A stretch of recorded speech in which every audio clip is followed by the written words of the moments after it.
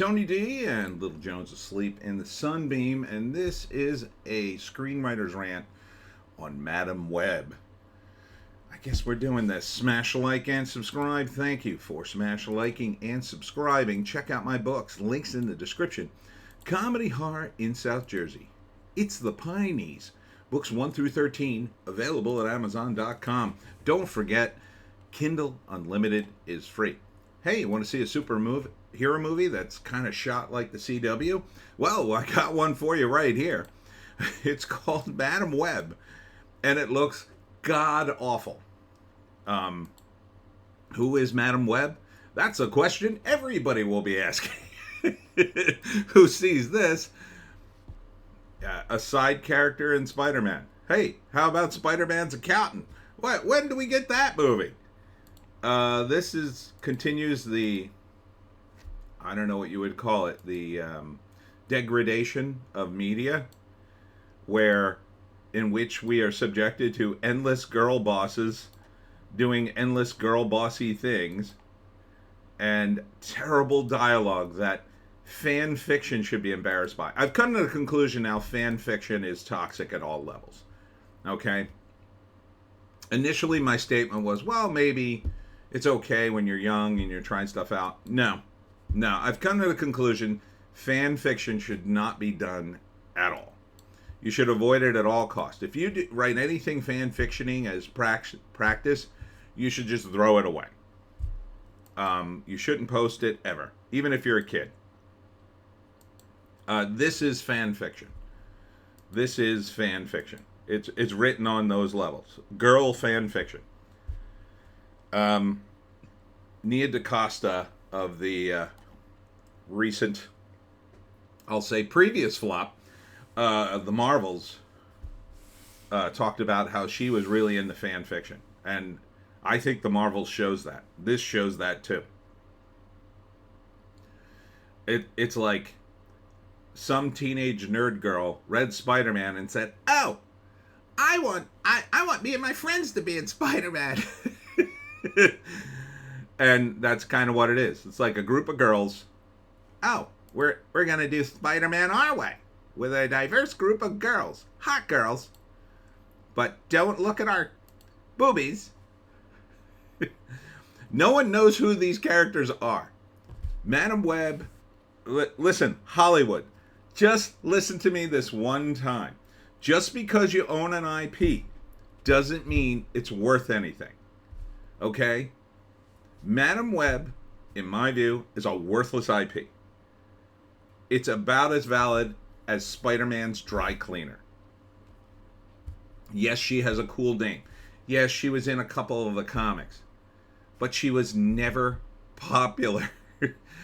You are listening to the idiots who currently run Marvel Comics. Oh, we have Madam Web. Why don't you do a movie about that? She's very popular. They would say that about literally anything. Your movie people, their comic book people, they desperately want your money. Madam Web, this isn't even Madam Web. That's the best part. This isn't even Madam Web. And look at this girl on the left. I can't get over her. Like, I guess she's supposed to be some sort of skate punk, but look at the design of her outfit. It's way too together. Okay? It's way too together. She's way too hot, and she's way too together for this role. This is how a Hollywood company creates a skate girl. No. Just doesn't work. Oh, and she's got headphones with a wire hanging down? What year is this? It might be in the past. I don't know. It kind of could be. I don't know. They didn't really show. Let me see if they showed any cars. They did show some cars. Yeah, the cars look old. It may be in the past, but still. This is unbelievable. Everything about this movie, I don't know why you made it. You could have made an original movie about girls who get superpowers, and it would have been instantly better because you would have been making the rules as you went along. And you could have called it whatever you wanted. And you could have even tied it into Spider-Man if you want. Who cares? This has about as much validation as Spider-Man. If you're looking for fan validation, you're so far off the mark. You cannot validate the fans by just using the name. You can't. Okay? You can't. You can keep trying and losing hundreds of millions of dollars, but it doesn't work. Fans, first off, wouldn't want this. If you asked a group of fans, what supporting Spider-Man character would you like to see a movie about? Madam Web wouldn't even be on the list. They would list all the major villains, maybe J. Jonah Jameson, maybe the Clone, Venom, which you already did. They're not all Venom, by the way. And Venom without Spider-Man is kind of not that interesting. So, yeah, I get it. We own the Spider-Verse. We got to make more money. This ain't the way to do it.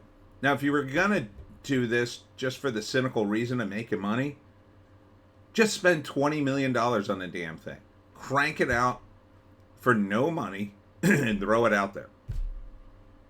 Because you might as well. You might as well spend no money on it. Because no one cares.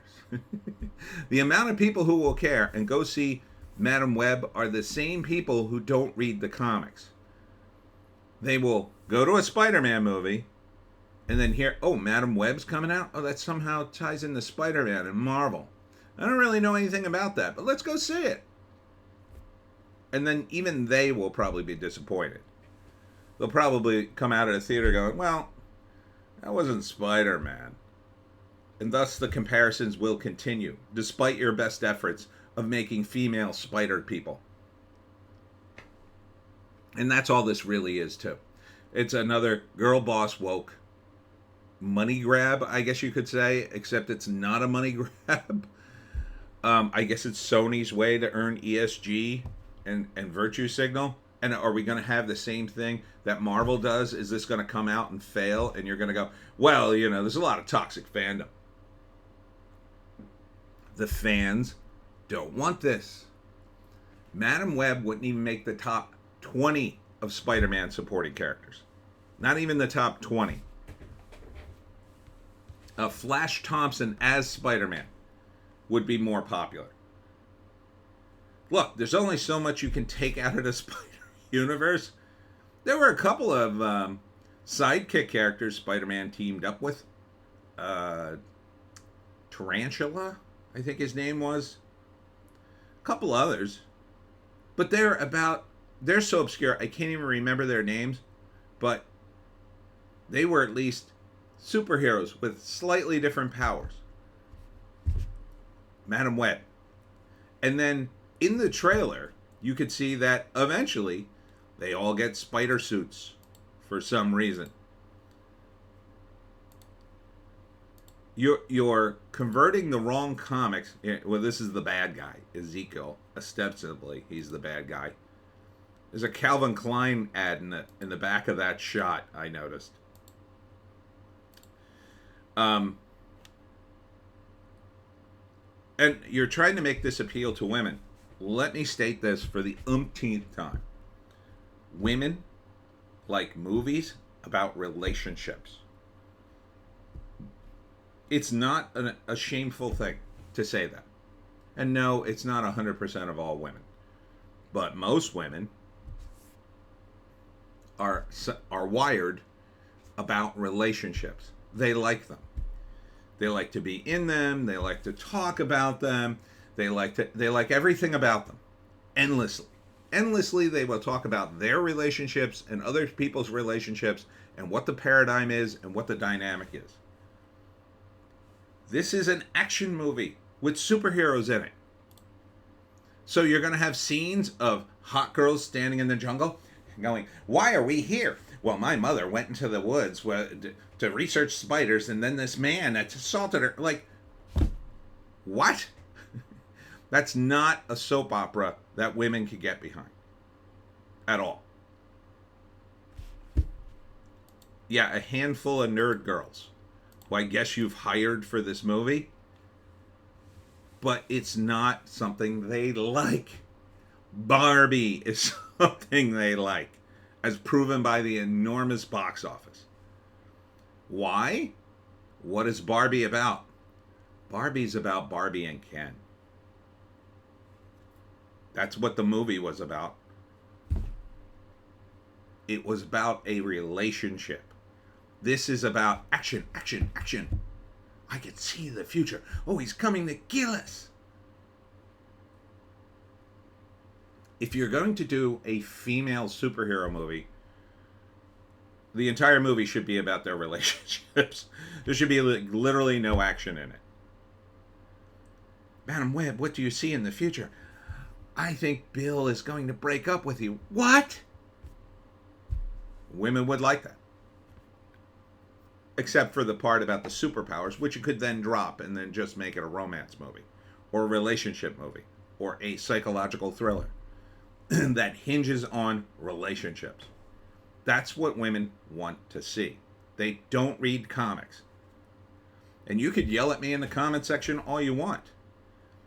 The amount of women who read comics is so small. Go to a comic book show. Go to a comic book store. See how women don't go in there. Or if they do, like, I'm trying to buy something for my son. That's how women go into comic book stores. 99% of them aren't looking for anything.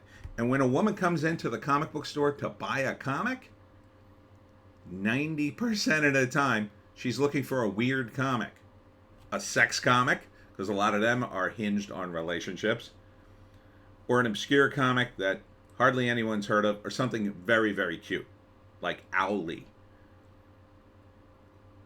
Madam Web, they'd be like, oh, that's superhero. They don't read this stuff. They don't want this stuff. You are destroying what audience you have. And the audience you have are men. Even the Marvels movie, more men went to go see it than women. It's just that those men, I think, are pathetic. Half of them are pathetic, and the other half went to go, oh, we got to go see the Marvels so we can make fun of it on YouTube, dude. And it takes place in New York City. Okay. Adam Scott's in it for some reason. I guess this is taking place in the past, looking at that car, but no one wants to see this. No one asked for it, Sony. This isn't a fan favorite at all. This barely registers on the comic book scale. If you went into a comic book convention today and say, hey, does anybody, the main villain here apparently is Ezekiel. If anybody here got Ezekiel comics? There might be one or two people who go, yeah, I think maybe. If you went in there and said, does anybody have Madam Web comics? Well, now that this movie's coming out, a few people would raise their hand. But if you ask the fans, hey, do you want some Madam Web comics? The only reason they'd be interested in those comics is because the movie's coming out, and they would see that as some sort of an investment short term. And even that is shaky with a movie like this. Men read comics, or they did. They're slowly being pushed out of it by stuff like this. Because what man is going to go see this? Okay, you've got the completist. You know, someone who's so dedicated to the Marvel movies, they're going to go see them all. Maybe you've got a nerd couple that want to go see it. But that's about it. It's a tiny percentage of audience. This isn't a general movie kind of thing. No one can relate to this. Can you relate to a woman who could see the future and has superpowers? From, I think, maybe the 80s. I don't know. I don't know what year this takes place. Can you relate to any of these people? This looks like a CW TV show. It's full of hot girls doing something you just don't even care about. What's at stake here? Oh, I can see the future, and this guy's coming to kill us. Why? Why? Why would he do that? What did he get up one day and say, you know what? I think I need to kill 4 women. It's completely not relatable. Even if you take the superhero stuff out. Although doing that would actually help the movie. Because the women who maybe you aim this at might say, well, it's about a woman who could tell the future and she's being stalked and she's trying to save her friends. Maybe. But the moment you throw in superheroes, if they don't read comics, they're like, yeah, you can try to grift off the Marvel brand, I guess.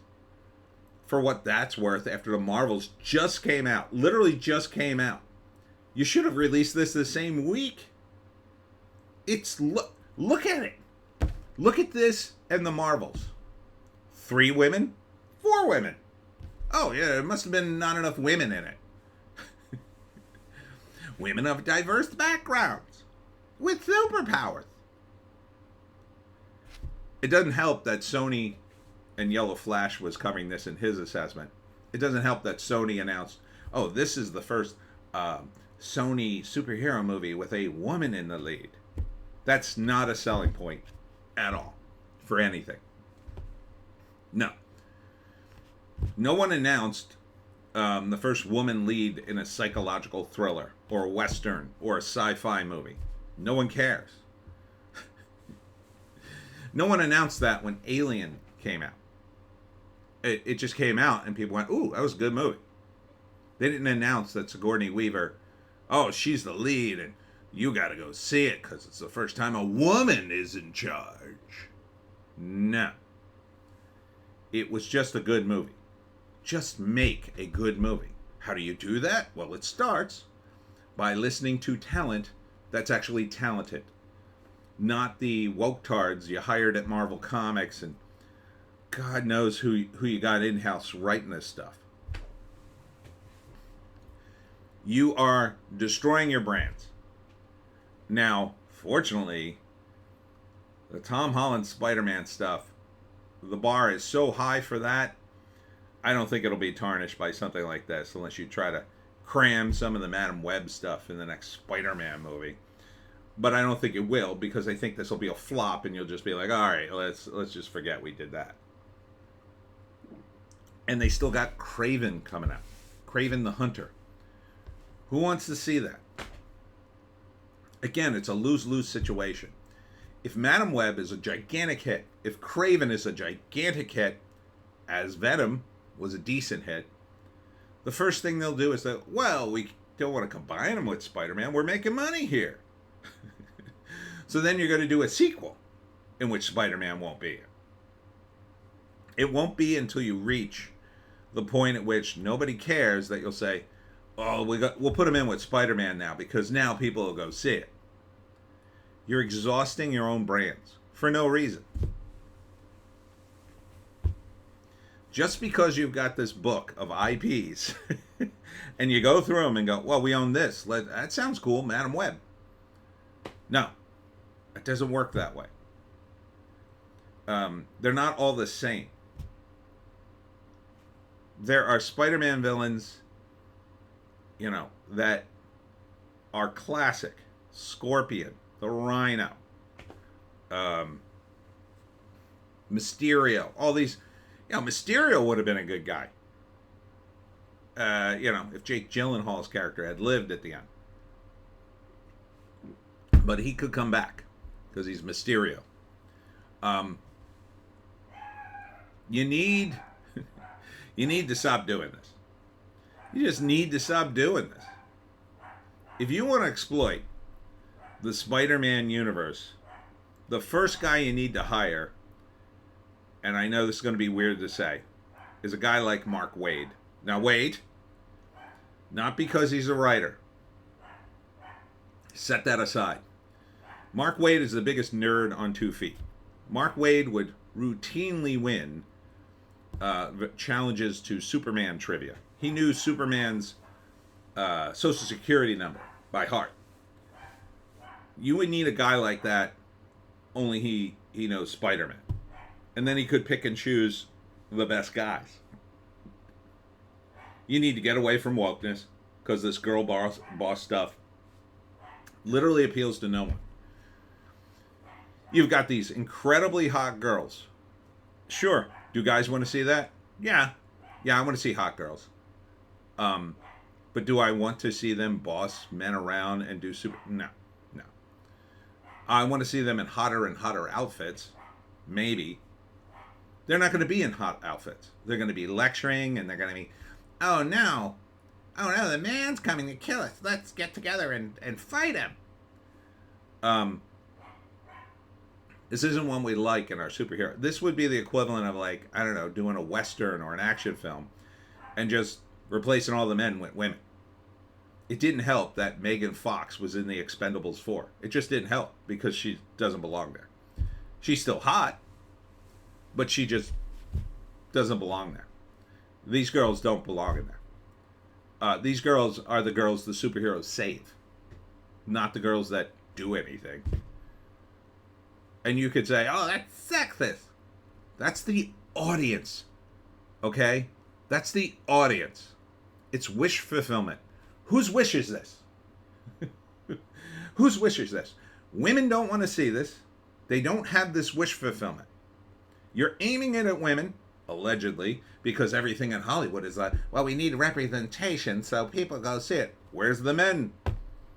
Where's the men? Oh, they're not represent. Oh, well, they're in so many things. We'll just get the women. Okay, women didn't go see the Marvels. They're not going to see this. What's that leave you with? It leaves you with a handful of fanboys and girls who go see anything. And each day, they get fewer and fewer and fewer. It's Morbin time at Sony again. That's it for me, Tony D, and Little Joan. 3-act breakdown? Who cares? Who cares? First act, she gets superpowers. Second act, men are trying to kill her and her friends, who aren't friends, who become friends during the course of the second act and waste a lot of time introducing everybody and telling us their background stories that we don't care about. Third act, they defeat the bad men and have superpowers. Oh, and there's going to be teasers for the many future movies we're going to not have. That's it. I'm done. These movies infuriate me. We'll see you in the next one.